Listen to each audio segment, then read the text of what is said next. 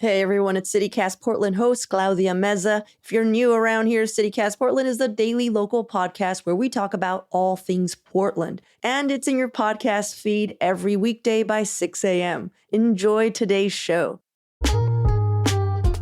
Are you ready to vote in the May 20th special election? I know I'm not, so it might not be on your radar yet, but it's important because voters will decide on bonds for Portland Public Schools, which we've talked about on the show, and you're also going to vote for directors on local school boards, fire and water district boards, and the Urban Flood and Water Safety Board. Who's on these boards matter, so go inform yourself with resources from the League of Women Voters at vote411.org and at lwvpdx.org. Your vote is your voice. Make it count.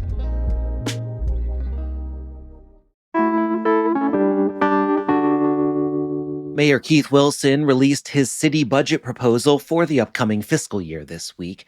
Today on CityCast Portland, I'm sitting down with senior producer Giulia Fiaoni to take a look at what's being proposed to be cut, what's being prioritized, and where the heck the funding might come from as the mayor attempts to address our city's massive upcoming budget shortfall. It's Wednesday, May 7th. I'm executive producer John Notarianni in for Claudia Meza, and this is what Portland's talking about.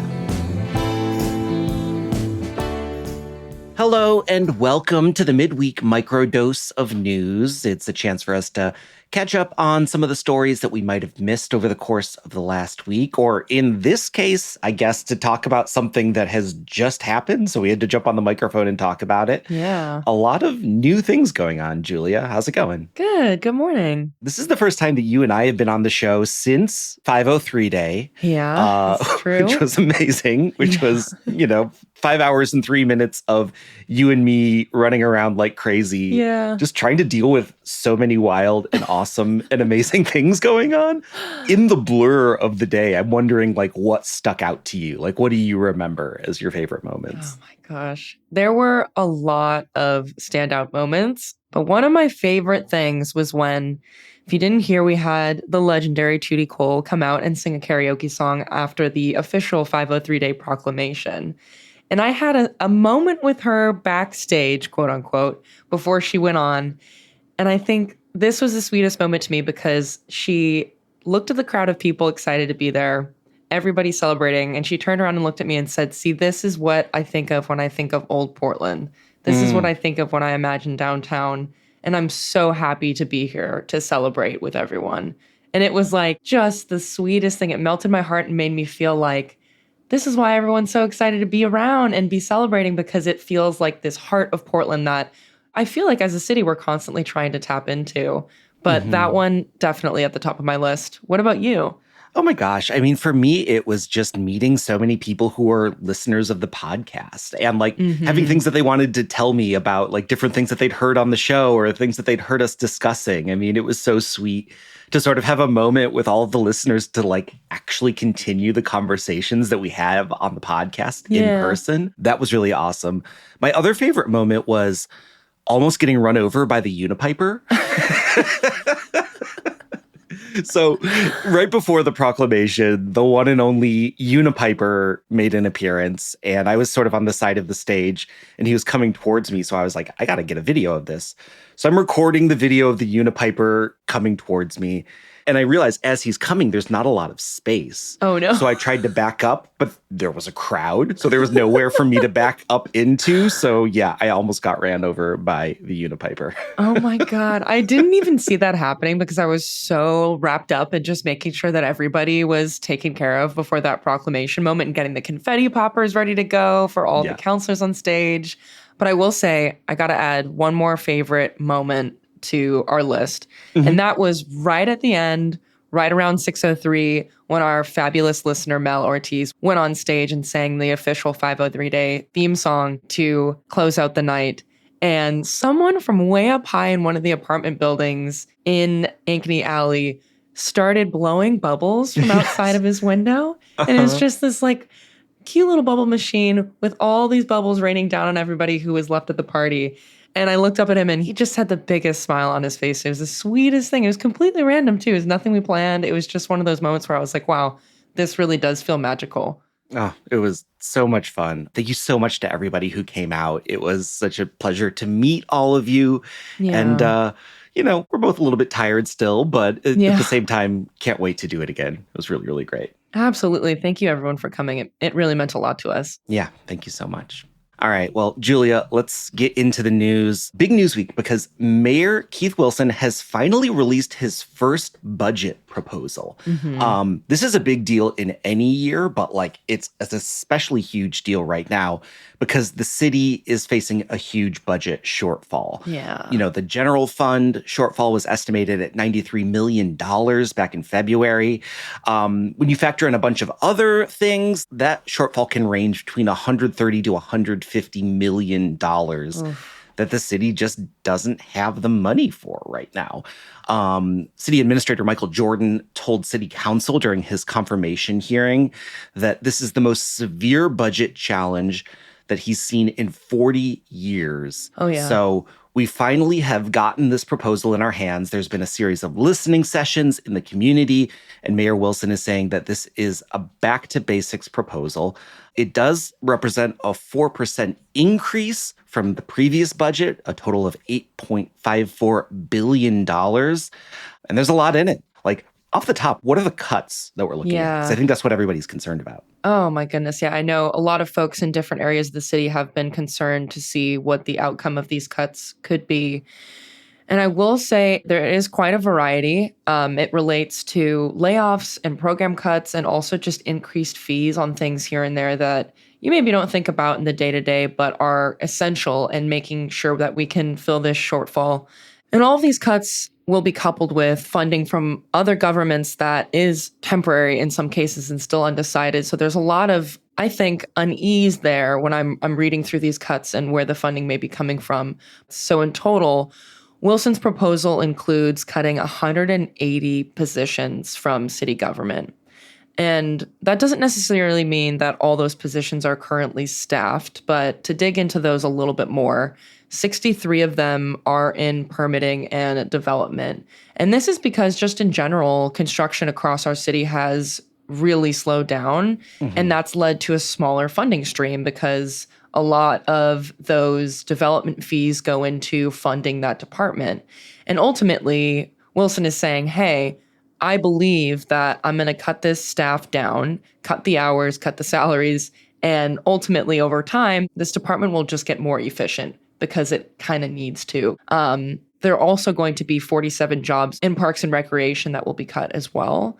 And this includes things like decreasing facility maintenance, which involves things like bathroom maintenance and trash cleanup, and also just landscaping in general, which I don't know about you, it kind of made me think about the potential of a lot of different volunteer groups stepping up to start to address those things, which I'm not sure how I feel about that exactly, but I did have this hopeful thought of I don't think the parks are going to necessarily go to shit. I think people are going to step up and want to take care of their community. But to continue, this decision was made to save a lot of youth programming and community centers that were really on the chopping block as of recently. It was seen as a one-to-one trade-off in Mayor Wilson's perspective. But a couple other more notable cuts that could be coming down the pipeline is also 25 Portland Bureau of Transportation jobs being on the chopping block. And alongside that, temporarily pausing sewer repairs, street cleaning, and paving projects, which really caught my ear because yeah. Yeah. I feel so weird about the idea of some of the things that we're cutting are maintenance and taking care of things, because as we've talked about on the show, there is a big infrastructure problem in this city, Yes. and there's a lot of stuff that already has not been taken care of, and cutting back on that further is yikes. But again, $100 million plus in shortfall, something's got to go. I think the thing that really sometimes scares me is that, just to be practical, the budget is based off of your average day in Portland, right? But it doesn't necessarily entirely account for the more extreme weather days or fires on a level where it's okay, we're going to take away some of the arborists that work on the parks. okay, that means that some of those trees may not be as closely looked at. That means when there's an ice storm, being in and around that park area may not be as safe. And like those are very, very teeny details that can come from these larger decisions of like what are our priorities, but they are ultimately a part of this. But I will say one of the last categories that really stuck out to me is the priority on trimming administrative costs. And that includes nearly $10 million in cuts to jobs in very broad categories, including things like community activation and equity. So that's a little bit more vague, but also it accounts for freezing both merit and cost of living raises for city managers and supervisors who are not unionized. And that is said to be able to save more than $4 million within 1 year of freezes. The belt tightening begins. Yeah.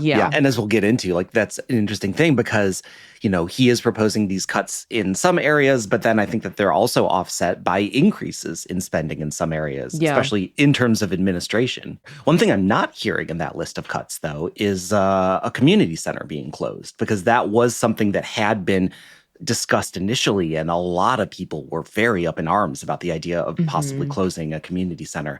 It sounds like that's not on the table.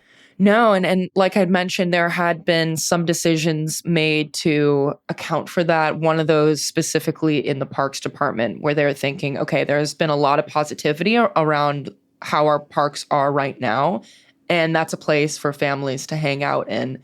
We feel like we've invested in that quite a bit. What can we be doing now to save this other aspect of childcare for families in Portland? That's where that 1-for-1 was swapped of like, okay, we're maybe not going to maintain our parks, but we're going to have the community center open. And hopefully that'll find a temporary balance for what families need right now. Yeah, well, Giulia, let's take a quick break. And then when we come back, I want to talk about some of the places that we are going to be spending more money.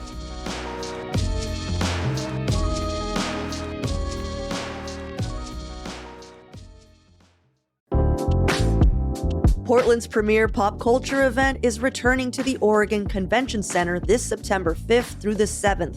As always, Rose City Comic-Con is delivering a fun, family-friendly, 3-day celebration of comics, gaming, sci-fi, cosplay, anime, fantasy, and every fandom in between. Also, this year, you can meet the cast of The Goonies in celebration of the film's 40th anniversary. We're talking Corey Feldman, Martha Plimpton, and Sean Astin, to name a few. And who knows, maybe they'll have more info on the much-talked-about Goonies sequel that's in the works. For me, the cosplay competition is easily the highlight of the entire weekend. Just the time and effort that people put into their costumes is amazing. And if you're into shopping, there's the Artist Alley and Maker's Mart, where indie creators sell their wares. Rose City Comic-Con isn't just comics. It's a celebration of all that is popular culture. There's quite literally something for everyone. Tickets are on sale now at rosecitycomiccon.com. That's rosecitycomiccon.com.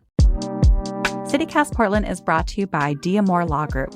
Let's face it, sometimes bad stuff happens. A serious injury, a catastrophic accident, or even a wrongful death. It can turn your world upside down. When it does, you deserve unwavering support from a dedicated team. Yep, you need a lawyer. D'Amore Law Group has over 30 years of experience protecting the rights of Oregonians. Their team of skilled attorneys, led by distinguished trial attorney Tom D'Amore, will work tirelessly to make sure your voice is heard and your rights are protected. Here's what one of his clients said. Tom fights for his clients from the first day they meet him through the last day of trial.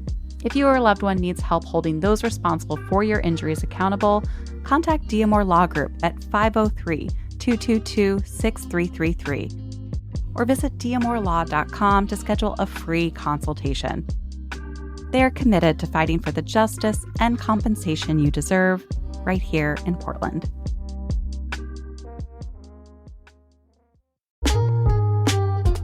So here's a tip. The number one thing that your mom probably wants is a phone call from you. So this Mother's Day, you can give her a phone call, of course, and give her an Aura digital picture frame.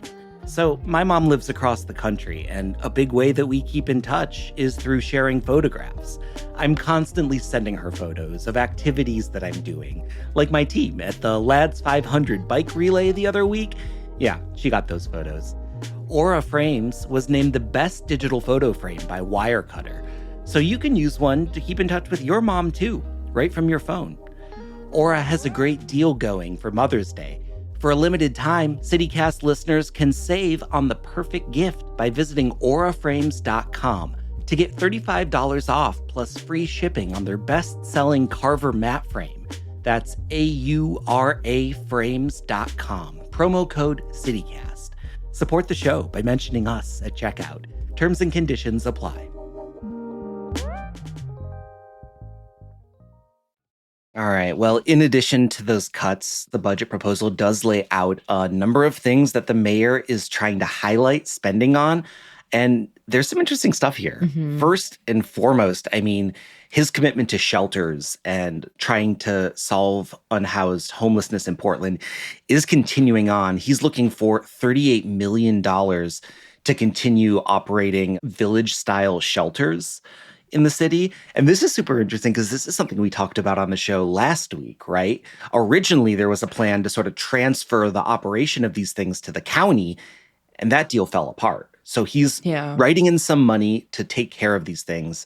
It's only about half of what it actually costs to manage these things. So he's trying to make up that money from other places.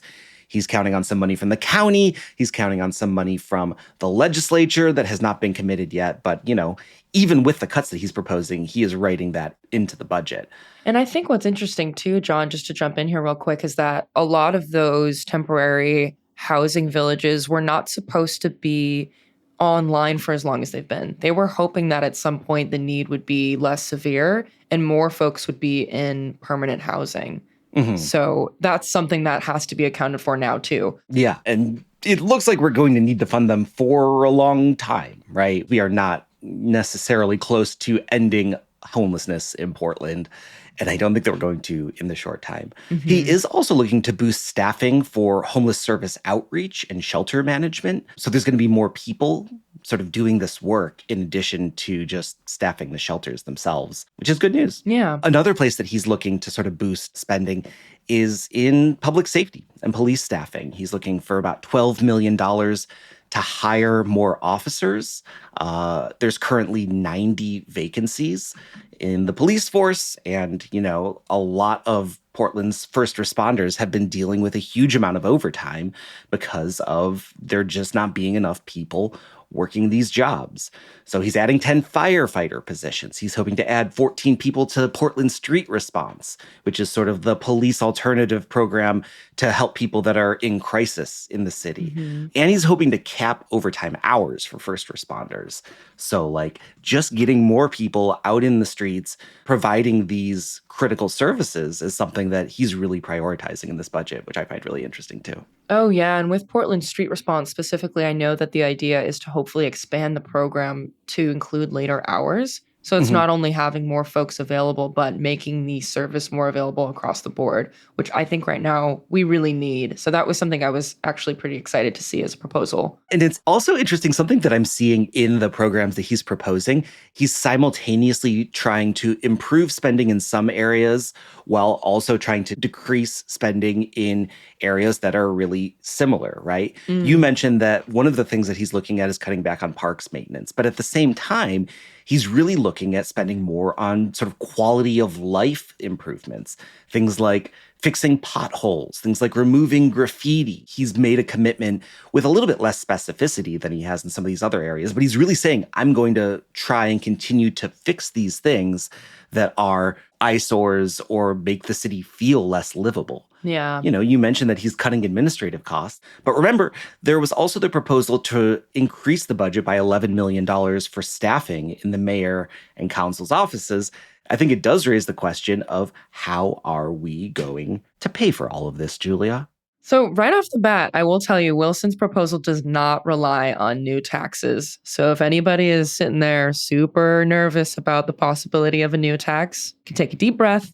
But he is suggesting an increase in fees for things like parking and parks, permitting, water, sewer, stormwater utility, rideshare, and short-term rentals. So those little fees that you see when you order an Uber, they're hoping to increase that 65-cent fee to $1.30. And then for parking meters, there's going to be an overall 25% increase. But the one thing that really stuck out to me, and we mentioned this a couple times already, is that Wilson is still going to have to depend on external funding and one-time funds from state and regional governments. And these would be used to cover things like you mentioned, John, the new homeless outreach staff and firefighters and police oversight groups, and some of that livability maintenance related to graffiti and trash removal. But what's especially concerning right now is that a lot of this state funding isn't even going to be approved until much later. And even later this month, the legislators basically are waiting to see if some other numbers come through before they can even give a commitment to our city in terms of funding on that level. And one other thing I wanted to mention, just as another highlight that stuck out to me, is that Wilson has been pretty insistent on not touching PSEF funds. The Portland Clean Energy Fund is something that was pretty contentious over the last administration, where on a few occasions it was tapped into to fill certain budget gaps at the time. Notably, PBOT was a department that benefited from PSEF at a certain point, and it's been a priority of Wilson's to make sure that the commitment that was made a few months ago in order to demonstrate funding over the next 5 years will be left alone, and that PSEF won't be seen as a resource to fill this shortfall. Instead, that the commitment for it to be used for environmental related issues and protecting certain communities that are impacted by climate change will continue to maintain, which I thought was a really interesting point, because across the board, different counselors have still been submitting ideas for how PSEF can be better utilized. In one case, one counselor was suggesting using it as some sort of a loan where we could take the money now and pay it back later. So there may be some new suggestions on that front as the counselors sit down and look at the mayor's budget in the coming weeks. But I will say altogether, Wilson's proposal suggests using $50 million in one-time dollars to fund the city this year. So not as big of a percentage as I was thinking initially reading through how a lot of these cuts were going to be funded, but still a pretty significant amount when you think about what's going to happen in years to come in order to continue to sustain us beyond just this fiscal year. Yeah. So, okay, there's a handful of cuts. There's sort of these one-time dollars that we can hopefully count on right now, but no guarantee that they're going to stick around. So there is kind of this question of like, well, okay, no new taxes right now, but, and there was a line in the proposal from the city that said, this is a quote, "The long-term financial stability of the city may require adding, changing, or exploring new revenue models in the future," which sounds like, okay, we're not dropping these new taxes on day one, but ... could be coming down the road a little bit later. Yeah. So temporary sigh of relief, but hold on to your hats. Yeah. I mean, again, this is just the proposal. And as you've said, like the counselors are gonna want to weigh in because city council does sort of have final say here, right? The mayor makes the proposal and then it goes to city council to really hash it out. And that is just about to get underway. Like, let the knife sharpening begin, because I think everybody is going to want to get their hands into this budget and fight for the things that they believe in. And, you know, later today, the mayor is going to be presenting this plan to the full city council. And then they've got a couple weeks of drafting amendments and proposing cuts and proposing additions. And then the council is going to vote on all of these amendments and the final budget in early June. We've seen some sort of indications from certain council members of like what they like in this budget, what they don't like in this budget. But like, I don't think we really know yet. And it's unclear like how much what is in this document is gonna be what goes into effect in July. It could change a lot in the next month. Yeah. And I think there is a lot of pressure on counselors to really think about what the city's priorities are, because in some cases it really is coming down to the teeniest little dollar amount that you think maybe wouldn't have an impact, but it really is under these circumstances. Totally. Well, what do you think, Julia? Is this the last time we're ever going to talk about the budget? Are we done? I think it's going to start feeling like 503 day for some folks where we cannot stop talking about it. We cannot stop talking about the budget. Definitely more to come. Oh my gosh. Well, thanks for jumping in and breaking this down with me and taking a first look at what the future of Portland might hold. I'm interested to see where all of this goes. Me too, John. Thank you so much.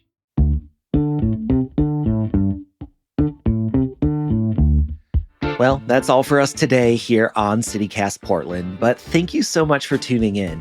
If you like the show, we'd really love it if you shared it with a friend or left us a rating or a review.